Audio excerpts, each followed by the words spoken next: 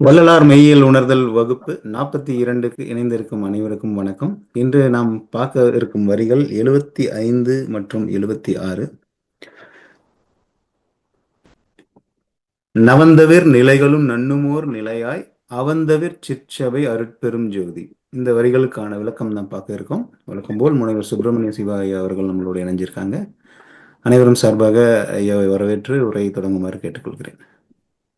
அருட்பெரும் ஜோதி அருட்பெரும் ஜோதி தனிப்பெரும் கருணை அருட்பெரும் ஜோதி எல்லா உயிர்களும் இன்புற்று வாழ்க வள்ளல் மலரடி வாழ்க வாழ்க. அன்பிற்கினியவர்களே, அனைவருக்கும் அன்பு வணக்கம். நமது வள்ளலார் பணியகம் ஒருங்கிணைக்கக்கூடிய வள்ளலார் மெய்யியல் உணர்வு வகுப்பு 42 சந்திப்பதில் பெருமகிழ்ச்சி. இன்றைக்கும் ஒரு முதன்மையான அகவலை பார்த்திருக்கின்றோம். இன்றைக்கு பார்க்க இருக்கக்கூடிய அகவல் வரிகள்: நவந்தவிர் நிலைகளும் நன்னும் ஓர் நிலையாய் அவந்தவிர் சிற்றபை அருட்பெரும் ஜோதி. நவந்தவிர் நிலைகளும் நன்னும் ஓர் நிலையாய் அவந்தவிர் சிற்றபை அருட்பெரும் ஜோதி. இது ஒரு அகவல் வரி. 75 மற்றும் 76வது வரிகள். இந்த வரி ஒரு சிறப்பான ஆழமான வரி. சென்ற வகுப்பில் நம்ம பார்த்தது போல இந்த சென்ற வகுப்பில் சுட்டுதற்கரியா சுகாதீத வெளியனும் அட்டமேல் சித்தபை அருட்பெரும் ஜோதி அப்படின்ற அந்த வரிகளுக்கு நம்ம பார்க்கும்போது அதுல பல தரப்பட்ட பொருட்கள் உரையாசிரியர்கள் எழுதியிருக்கிறாங்க, அறிஞர்கள் எழுதியிருக்கிறாங்க. அதை நாம அலசி அதுல நாம எதை எடுத்துக்கணும் அப்படின்றத நம்ம சென்ற வகுப்புல நம்ம சிந்திச்சோம். அது போல இந்த இடத்துலையும் அப்படியான ஒரு இருவிதமான கருத்துக்களோடு தான் அறிஞர் சார்ந்தவர்கள் இந்த இடத்த பார்க்குறாங்க. இது ஒரு ஆய்வுக்கு உட்பட்டு அதன்படி அதை ஆராய்ந்து பிறகு ஏற்க வேண்டிய குரல் போல இது இந்த அகவல் இருக்குது அப்படின்றத நம்ம பார்க்கணும். இதுல இருவிதமான கருத்துக்கள் இருக்கு. எந்த இடம் அப்படின்னா, இந்த நவந்தவிர் நிலைகளும் அப்படின்ற ஒரு முக்கியமான சொல்லாடல். இந்த நவம் தவிர் நிலைகளும்னா என்ன? இதுலதான் விதமான கருத்துக்கள் இருக்கும். முதல்ல ஒரு விளக்கத்தை நம்ம பார்ப்போம், அடுத்தடுத்த விளக்கம், அடுத்து பெருமானார் சொன்ன விளக்கம். இதையெல்லாம் ஒப்பிட்டு பார்த்து நாம் அதை நம்ம எப்படி புரிஞ்சுக்கணும் அப்படின்றதுதான் இந்த வகுப்புடைய சாரமா இருக்கு. சரி, இப்ப நவந்தவிர் அப்படின்னா நவம் என்றால் 9ன்னு பொருள். நவக்கிரகம் அப்படின்னு சொல்றோம்ல, நவக்கிரகம், நவபேதம் அப்படின்றதெல்லாம் நம்ம புழக்கத்துல இருக்கிற சொல். நவம் என்றால் 9, நவத்வாரம் இதெல்லாம் சொல்லுவோம். அப்ப அது போல நவநிலை அப்படின்னு தத்துவத்துல இந்த தத்துவத்துல பேசப்படும் போது இந்த நவம் என்ற சொல் ரொம்ப முக்கியமான சொல்லாது. நவம் என்றால் 9ன்னு அர்த்தம். அப்ப நவம் தவிர் நிலைகளும் அப்படின்ற பொருள் ரொம்ப ஆழமானது. இப்ப நவம் தவிர் எந்த நிலை? நவம் 9 நிலைகளும்னா எந்த நிலை? அடுத்த கேள்வி. நிலைகள்னா ஒரு இடத்துல இருக்கக்கூடிய நிலையை குறிக்கும். அப்ப நவந்தவிர் நிலைகளும் நன்னும் ஓர் நிலையாய் அப்படின்னு சொல்லும் போது இந்த நவந்தவிர் தவிர் என்றால் தவிர்த்தல் அப்படின்ற பொருளை நம்ம பார்க்கிறோம். அப்படின்னா நவந்தவிர் நிலைகளும் நன்னும் ஓர் நிலையாய், இந்த 9 நிலைகளுக்கு அப்பால் அல்லது இந்த உண்ணும் நன்னும் என்ற பொருள் என்ன ஆகுதுன்னா நிலை, ஒரு நிலை அப்படின்ற பொருள்ல பிடிக்கிறாங்க. அப்ப இந்த 9 நிலைகளும் ஒரு நிலையாய் இருந்து ஓர் நிலையாய் அவந்தவிர் சித்தபை அருட்பெரும் ஜோதி. அவம் என்றால் தீமை, குற்றம் அப்படின்னு அர்த்தம். அப்ப நமக்கு உள்ள போகாம நம்ம மேலோட்டமா பார்ப்போம் முதல்ல. இப்ப இதுல இருந்து பெருமானார் சொல்லக்கூடியதை நாம மேலோட்டமா எப்படி புரிஞ்சுக்கணும்னா, இந்த நவநிலைகளும் நன்னும் ஓர் நிலையாய், அதுக்கு இதெல்லாம் ஒன்றாக ஒரு நிலை இருந்து அவம் என்றால் தீமை, குற்றம் அப்படின்னு அர்த்தம். அவன் தவிர் அப்படின்னா அந்த தீமை தவிர்த்த, குற்றங்கள் நீக்கிய அப்படின்ற பொருள் வருது. அப்ப அவன் தவிர் சிற்றபை அருட்பெருஞ்சோதி, குற்றமற்ற சிற்றபையிலிருந்து அருள் புரிகிற அருட்பெருஞ்சோதி. இது மேலோட்டமான விளக்கம். அவன் தவிர்ன்றது தீமையை நம்ம புரிஞ்சுட்டோம். நவநிலைகள் பத்தி தான் இன்றைக்கு இருக்கிற முக்கியமான செய்தி. இதுல இருவிதமான கருத்துக்கள் இருக்கு. இந்த நவநிலைகள் எதை குறிப்பது அப்படின்னு தத்துவத்தை பொறுத்த வரையில இறைநிலை அல்லது இறை 3 இறை இறை வந்து சில இடங்கள்ல நிறைவு பெறும். அருள் பூரணமாக கொண்ட சில நிலைகள் இருக்கு. அந்த நிலைகளை எல்லாம் நவநிலைகள் அப்படின்னு சான்றோர்கள் சொல்லுவாங்க. அப்படி நம்முடைய சான்றோர்கள் அருளாளர்கள் வகுத்த 4 விதிகள் இருக்குது. அந்த விதிகள் என்பது என்ன அப்படின்னா, இந்த 9 நிலைகள் எது அப்படின்னு சொல்லும்போது சிவத்தை குறிப்பாங்க. சிவமாக்கி கொண்டது பாரி திருச்சில்லை சிற்றம்பலத்தே திருநட ஜோதி அப்படின்னு இருக்கு. ஆனால் அது பூரணமானது இல்லை. அதுவே மேல்நிலை சுத்த சிவம்ன்ற ஒண்ணு இருக்குது அப்படின்றதா பெருமானுடைய வாதம். அதுதான் அந்த நிலையில தான் மனிதன் அடைய வேண்டிய இலக்கு என்பது அதுதான் அப்படின்னு காமிச்சது. அதுதான்.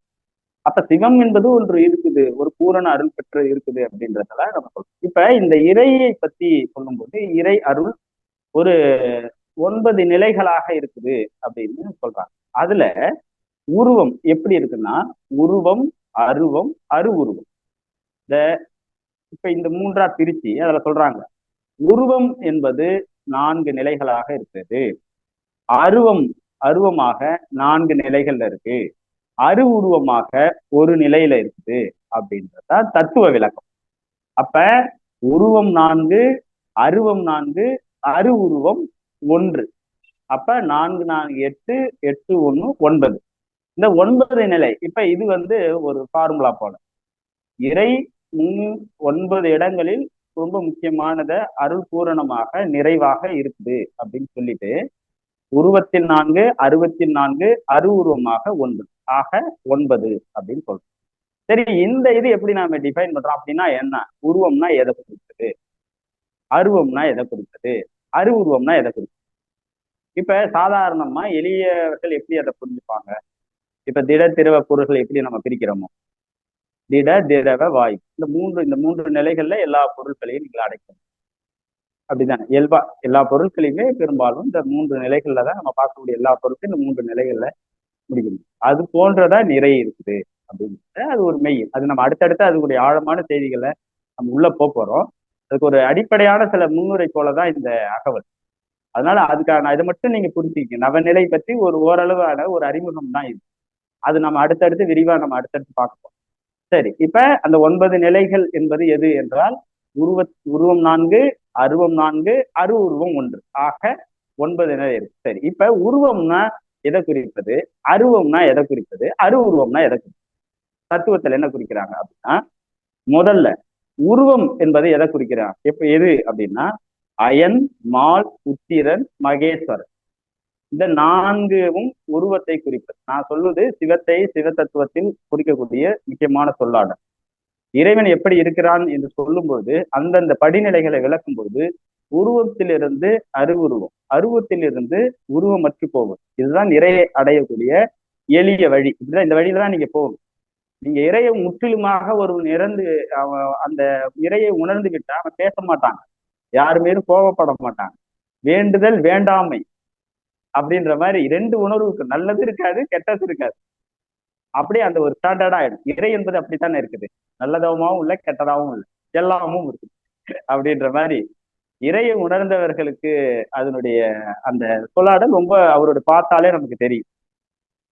ஆனால் இப்ப இந்த சொல்லாடல்கள்லாம் எப்படி வருது? இந்த உருவம் என்பது என்னன்னு சொல்றாங்க, அயன், மால், உத்திரன், மகேஸ்வரன். இது எல்லாமே உருவத்தை குறிப்பது. இறை இந்த உருவமாக இந்த 4 நிலைகள்ல இருக்குது அப்படின்னு சொல்றாங்க.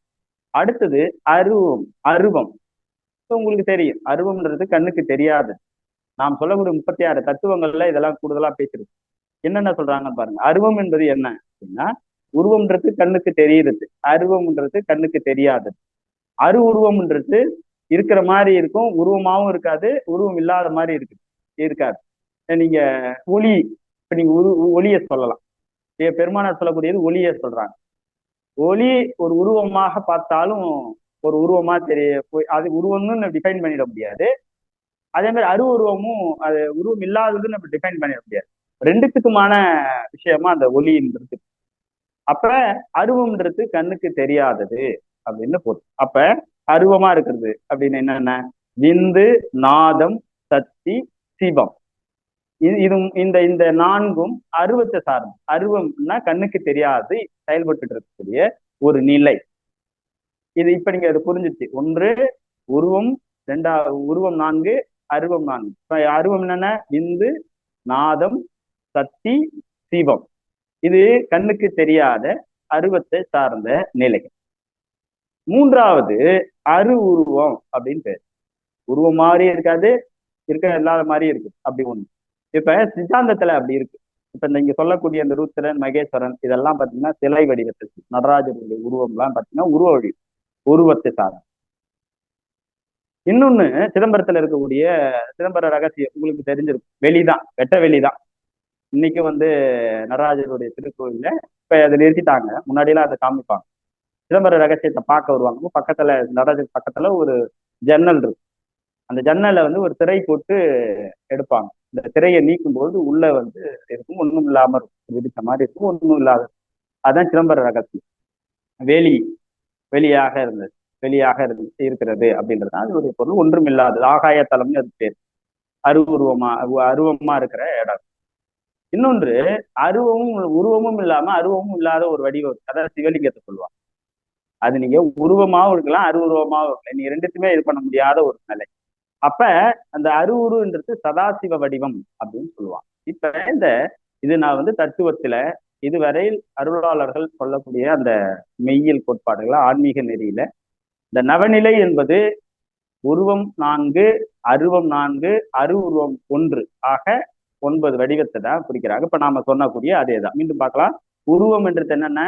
அயன், மால், உத்திரன், மகேஸ்வரன், இந்த 4. அருவம் விந்து, நாதம், சக்தி, சிவம், இந்த 4. அருவுருவம் சதாசிவம். இந்த 3 நிலைகளுக்கும், இந்த 3 நிலைகளையுமே அருள் பூரணமா இருக்குது. இந்த நிலைகளை கடந்த அல்லது இந்த நிலைகள் எல்லாம் தன்னுள் அடக்கி ஓர் நிலையாக இருந்து குற்றம் இல்லாமல், குற்றம் தவிர்த்து, குற்றம் இல்லாமல் நிறைவாக சித்தபையில், ஞான சபையில் அருள் புரிகிற அருட்பெரும் ஜோதி என்பது ஒரு விளக்கம். இது சமய கருத்திலிருந்து நம்ம பார்க்கணும். இது பொது விதியாகவும் இது இருக்குது. இது ஒன்று. இரண்டாவது விளக்கம் இன்னொரு முக்கியமான விளக்கம். இது ஒரு வகையான விளக்கம். நம்ம எல்லாத்தையுமே ஆய்வு செய்துதான் பார்க்கணும். எப்பொருள் யார் யார் வாய் கைக்கணும், அப்பொருள் மெய்ப்பொருள் காண்பது அறிவு. இது போன்ற விளக்கங்கள் இருக்கு. இன்னொரு விளக்கமும் சொல்லுது. என்ன சொல்றாங்க அப்படின்னா, இது ஒரு மேலோட்டமான ஒரு சாமானியனா இருந்து ஒரு விளக்கத்தை பார்க்கும்போது இன்னொரு விதமா நமக்கு தோணும். என்ன, சில அறிஞர்களே இது போன்ற கருத்துக்களை சொல்றாங்க. பெருமானார் எப்பொழுதுமே எல்லாவற்றையும் உடலோடு நீங்க பொருத்தி பார்க்கணும். உடல்ல இருக்கிறதா வெளியில இருக்கிற தத்துவங்கள் எல்லாம். உடலை தவிர்த்துட்டு ஒரு தத்துவம் இல்லை. இந்த வகுப்புலயே நான் அதை சொல்றேன். உடலை தவிர்த்து தத்துவம் இல்லை. ஏன்னா எல்லா தத்துவம் நம்மளதான் இருக்கு, நம்மளதான் உணர முடியும். எல்லா தத்துவமே நீ எப்படியாப்பட்ட பிலாசபிகள் என்னென்ன நீங்க சொன்னாலும் அதுல உடல்ல நிகழ்கிற உணர்வுகள், உடல்ல நிகழக்கூடிய எல்லாத்தையுமே நம்ம உடலை கொண்டு அளவிட முடியும் அப்படின்றதுதான் செய்தி. இதுல உடல் விதியா இன்னொரு விளக்கம் என்ன சொல்றாங்க, இந்த நவநிலைகள் அப்படின்றது ஒன்றும் இல்லப்பா, நம்ம உடல்ல இருக்கக்கூடியதுதான். என்னென்ன அப்படின்னா, இந்த நவத்வாரம் என்று சொல்லப்படுது. நம்ம உடம்புல ஓட்டை, நம்மளுடைய உடம்புல ஒரு 9 முதன்மையான ஓட்டை. இப்ப நம்ம ஓட்டம் அப்படின்றது எப்படி இந்த தோல்லே ஒரு இதுலதான் துவாரங்கள் தான். ஒரு ஒட்டுமொத்த உடம்பே துவாரமா தான் இருக்குது. அந்த விவாதத்துக்கு அடுத்தது போகும். முதன்மையானது என்னவா இருக்குது அப்படின்னா 9 துவாரங்களை அடிப்படையா சொல்லுவாங்க. என்னென்ன? கண் 2, காது 2, மூக்கு 2, வாய் 1, மலவாய் 1, சிறுநீர வாய் 1, மலவாய் 1, சிறுநீர வாய், ஆக மொத்தம் 9 வாய். கண்ணு 2, மூக்கு 2, கண்ணு 2, மூக்கு 2, காது 2, வாய் 1, மலவாய் 1, சிறுநீர வாய் 1. இப்ப ஆக மொத்தம் 9 வாய் நமக்கு துவாரங்கள். 9 வாய், அதாவது என்ன சொல்லுவாங்க, துவாரங்கள் நம்ம கிட்ட இருக்கு. இப்ப இதை ஒப்பிட்டு சில அறிஞர்கள் சொல்லும் கருத்து நம்ம அதை பார்க்கணும், அதை எடுத்துக்கணும்னு எனக்கு தோணுது. நம்ம இதுல பேசணும்னு தோணுது. ஏன் அப்படின்னா, இப்ப இந்த 9 துவாரங்களில் இருக்கக்கூடிய விஷயத்தோடு இந்த ஐயா சொன்ன இந்திர ஒழுக்கத்தை அவங்க கம்பேர் பண்ணி சொல்ற செய்தி ரொம்ப முக்கியமானது. ஐயா சொல்றாங்க, இந்திர ஒழுக்கம், புலன் ஒழுக்கம்னு பேரு. இந்திர ஒழுக்கம்னா புலன்கள் இந்திரிய ஒழுக்கம்னு சொல்லுவாங்க. புலன் ஒழுக்கத்துல சொல்லக்கூடியதெல்லாம் இது. முதல் புலன்களில் அடக்கணும். புலன்களை நம்ம சரியா இருக்கிறப்ப அந்த பெருநிலை அடைய முடியும். அதான் ஒழுக்கத்தை சொல்றாரு. இப்ப சொல்லும் பொழுது பாருங்க, கண் ரெண்டு, முதல்ல கண் ரெண்டு. ஐயா அப்படி இந்திரிய ஒழுக்கத்துல என்ன சொல்றாங்க? கொடூரமாக பார்க்காத, இனிமையாக பார் அப்படின்னு சொல்றாங்க. இது ஒன்று. அடுத்தது காது இரண்டு. காதுக்கு சொல்றாங்க, என்ன சொல்றாங்க? கொடிய சொல்லை காதால் கேட்காதே, நாதம் முதலிய இன்சொற்களை கேளுங்க அப்படின்னு சொல்றாங்க. இப்ப இது ஒன்று. அடுத்தது மூக்கு. மூக்கு ரெண்டு துவாரம். மூக்குக்கு என்ன சொல்றாங்க? சுகந்தம் தவிர். சுகந்தம்னா வாசனை. வாசனையை நீ தவிர்க்கணும்பா அப்படின்றாங்க.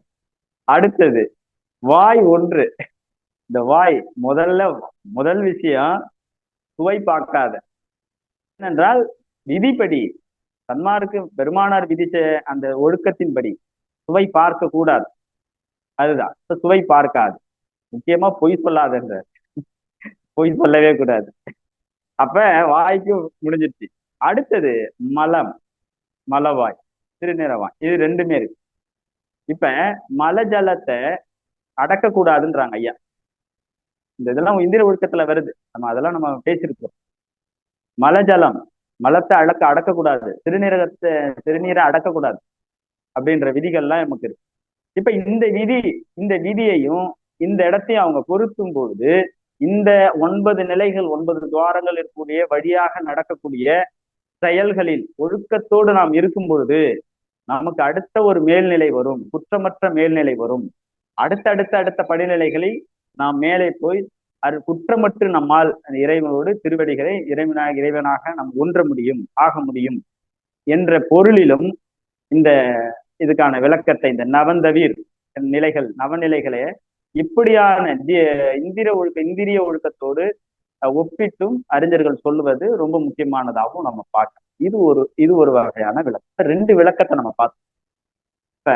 இப்ப சரி, பெருமானார் என்னப்பா சொல்றாங்க? இது ஒரு அடிப்படையா இருக்குல்ல. நவநிலை என்ன, பெருமானார் என்ன சொல்றாங்க? நம்ம பேசுறது சரி, அறிஞர்கள் சொல்லக்கூடியது வேறு.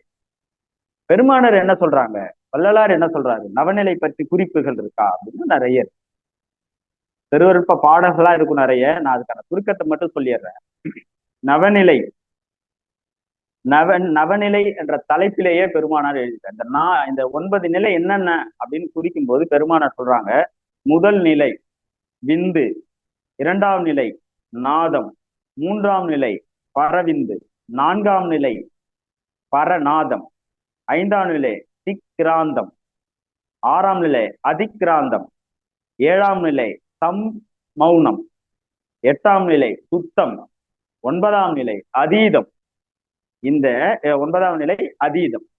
அப்ப இந்த 9 நிலைகளையும் தான் நவநிலைகள் அப்படின்னு பெருமானார் குறிப்பிடுறாங்க. இதுல நவநிலை என்பது என்னன்னா அனுபவ மார்க்கம்னு ஐயா சொல்றாங்க. ரொம்ப முக்கியமானது.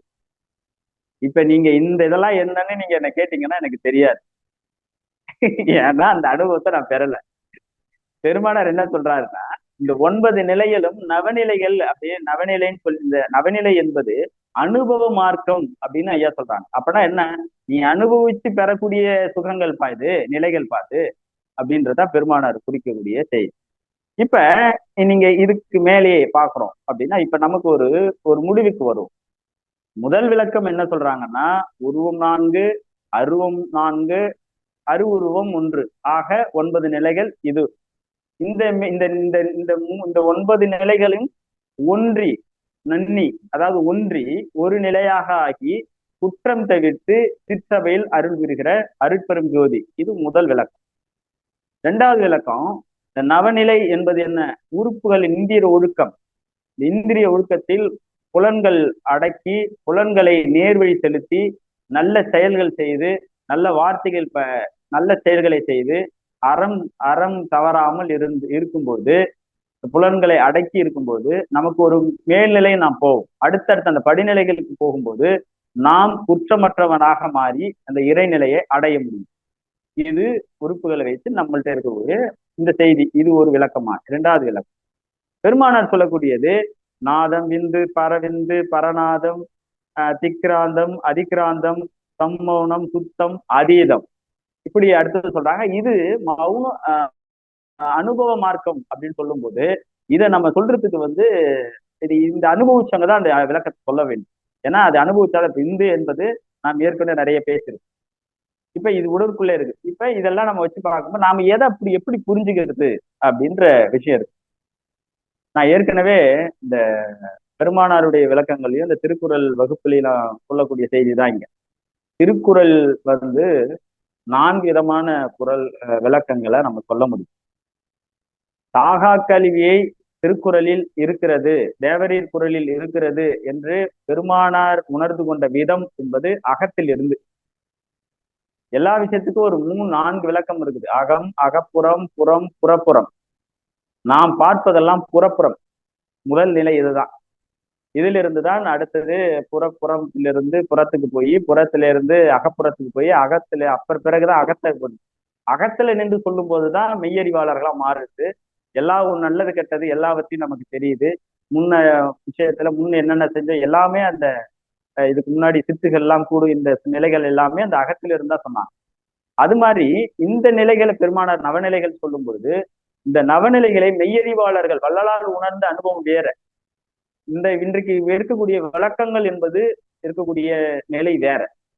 ஆனா நாம அதை எப்படி புரிஞ்சுக்கலாம்னா இந்த இந்த நிலைகளை நம்மால் அடைய முடியும். அதுக்கு சின்ன சின்ன குழு கொடுத்திருக்கிறார். பெருமானார் சொல்லக்கூடியதெல்லாமே இந்த சொல்றாங்கல்ல, மகேஸ்வரம், சதாசிவம், விந்து, நாதம், பரவிந்து, பரநாதம், சிக்ராந்தம், அதிக்ராந்தம், அதீதம், இது எல்லாமே எங்கெங்க இருக்குது அப்படின்னு சொல்லும்போது ஐயா பிண்ட அனுபவ இலக்கணம் உரைநடை பகுதியில பிண்ட அனுபவ இலக்கணம் அப்படின்னு ஒரு தலைப்புல எழுதியிருக்கிறாங்க. இது அவசியம் எல்லாம் படிக்கணும். ஏன்னா இதுல ஒரு முக்கியமான செய்தி இருக்கு. நாம் பார்க்கக்கூடிய எல்லா தத்துவங்களுமே நம்ம உடல்ல தான் இருக்குதுன்னு ஐயா சொல்லும் போது அதுல பாருங்க, மகேஸ்வர தத்துவம்ன்றது இங்க இருக்கு. விஷ்ணு தத்துவம்னா நம்ம தொப்புள் பகுதியை தான் விஷ்ணு இடம் சொல்லுவாங்க. விஷ்ணு இடம். மகேஸ்வர தேகம்ன்றது நம்ம கண்டம்னா இங்க இந்த திருநீல கண்டம் சொல்றோம்ல, சிவன் வந்து விஷத்தை குடிச்சாரு அப்படி இங்க வந்து தங்கிருச்சுன்னு சொல்றாங்கல்ல, அதுக்கெல்லாம் தத்துவம் இருக்குது. ஏன் லட்சுமி பெருமாள் படுத்திருக்கிறப்ப அவருடைய அந்த தொப்புள் இருந்து ஒரு அம்மா வந்து உட்காந்துருப்பாங்க. ஒரு கொடி தொப்புள் கொடி மாதிரி போகும், லட்சுமி உட்காந்துருப்பாங்க. இதெல்லாம் பார்த்திருக்கீங்களா? பெருமாள் படம் பாருங்க. பெருமாள் படுத்துட்டு இருக்கும் போது அவருடைய தொப்புள் பகுதியிலிருந்து ஒரு ஒரு ஒரு நூல் போய் ஒரு கொடி போய் அந்த இடத்துல லட்சுமி உட்காந்துருப்பாங்க. இது எல்லாம் தத்துவம். நம்ம ஆட்களுக்கு அதெல்லாம் புரியல. ஆனா பெருமானார் தான் விளக்கமா சொன்னார். இந்த இடத்துல மகேஸ்வர தத்துவம்ன்றது இந்த இடத்துல செயல்படக்கூடிய நிலை. அடுத்தது அண்ணாக்குன்னு சொல்லுவோம், இங்க இந்த பக்கம் நாக்கு. சதாசிவ தத்துவம் விந்துன்றது புருவ மத்தி. அதுக்கு சொல்றாரு புருவ மத்தியிலிருந்து 2.5 மடங்கு அதுக்கு மேல அதுக்கு உயரத்துல இருக்கிறது நாதம். நாதம்ன்ற பகுதிய 2 அங்குலம் போனீங்கன்னா பரவிந்து. பரநாதன் பரவிந்துல இருந்து 2 அடி அங்குலம் மேல போனீங்கன்னா பரநாதம். பரநாதத்திலிருந்து 2 அங்குலம் மேல போனீங்கன்னா சிக்ராந்தம். அதுக்கு அடுத்த நிலை 2 அங்குலம். 2 அங்குலம் வச்சுக்க வேண்டியதுதான். அதுக்கான ஒண்ணுத்துக்கு இருக்கிற கேப் சிக்ராந்தம். அதுக்கு அடுத்தது 2 அங்குலம் மேல போனீங்கன்னா அதிக்ராந்தம். அதுக்கப்புறம் அப்படியே கடைசியில அதீதம்னு வந்துச்சு. அந்த அதீதம் என்பதுலதான் சுத்த சிவம்னு இருக்குது, அருட்பெருஞ்சோதின்ற நிலை இருக்குது அப்படின்னு சொல்றாங்க. இது எல்லாம் எங்க இருக்குது? எங்கேயும் இல்லை, நம்ம உடம்புலதான் இருக்கு. இதுதான் செய்தி. இந்த நவநிலைகள் என்பது வேற எங்கேயும் நீங்க போய் தேட வேண்டியதில்லை. இந்த நிலைகள் எல்லாமே நமக்குள்ளதான் இருக்கு. அந்த உண்மையை நம்ம புரிஞ்சுக்கிட்டீங்கன்னா, இந்த உண்மையை நமக்கு புரியும் போது இந்த நவநிலையை தாண்டி அந்த நிலை கடந்த இதுவரையில் நவநிலை தான் கண்டுபிடிச்சு நம்ம அருளாளர்கள் சொல்லியிருக்கிறாங்க, உணர்ந்திருக்கிறாங்க. இந்த நவநிலைக்கு மேல் அதெல்லாம் கடந்து அதை தாண்டி ஒரு நிலை இருக்குது. நன்னும் இதெல்லாம் ஒன்னா சேர்ந்து ஒண்ணு இருக்குது. அந்த நிலையில் அவன் தவிர்த்து நிற்கக்கூடிய சிற்றபையில் அருட்பெரும் ஜோதி என்பதுதான் பெருமானார் சொல்லக்கூடிய செய்தி. எனவே இதிலிருந்து நாம் கற்றுக்கொள்ள செய்தி என்பது இதெல்லாம் அனாலிசிஸ் பண்ணி பார்க்கும்போது இந்த நவநிலைகள் என்பது எங்கேயும் இல்லை, நம்ம உடலுக்குள்ளதான் இருக்குது. அதை நம்ம எளிமையா கடக்க முடியும். கடக்கிறதுக்கு என்னென்ன இருக்கு? நான் ஐயா சொன்ன மாதிரி அந்த ஒழுக்கங்கள், இந்திரிய ஒழுக்கங்கள், மனத்தை தூய்மையாக வச்சுக்கிறது, அறம் செய்வது, எல்லா உயிர்களையும் சமமாக பார்ப்பது, மனிதர்கள் அனைவரும் சமம் என்ற சமத்துவத்தை பேணுவது, உயிர்கள் அனைவரும் சமம் என்ற சமத்துவத்தை பேணுவது, அறத்தை கடைபிடிப்பதின் வாயிலாக நாம் அடுத்த நிலைக்கு இந்த இந்த நிலைகள் எல்லாம் கடந்து பெருநிலையை அடைய முடியும் என்பதுதான் பெருமானார் சொல்லக்கூடிய செய்தியாக இருக்கு. ஐயா, இதுல ஏதாவது ஐயம் இருந்துச்சுன்னா கேளு. நன்றிங்க ஐயா. மிக சிறப்பான உரை. நவநிலையில இருந்து அவன் அவன் அவநிலைகளை தவிர்க்கிறது, இதெல்லாம் ரொம்ப அருமையா இருக்கு. திருக்குறள்ல இருக்கக்கூடிய ஒவ்வொரு முறையும் திருக்குறள் ஒப்பிடாம வர மாட்டேங்குது எதுவுமே. ரொம்ப நல்லா இருக்குங்க ஐயா. இதுல இணைந்திருக்கவங்க கேள்விகள் ஏதாச்சும் இருந்தா கேளுங்க. நமக்கு இன்னும் சிறிது நேரம் இருக்கு. ஒரு 10 நிமிடம் இருக்கு.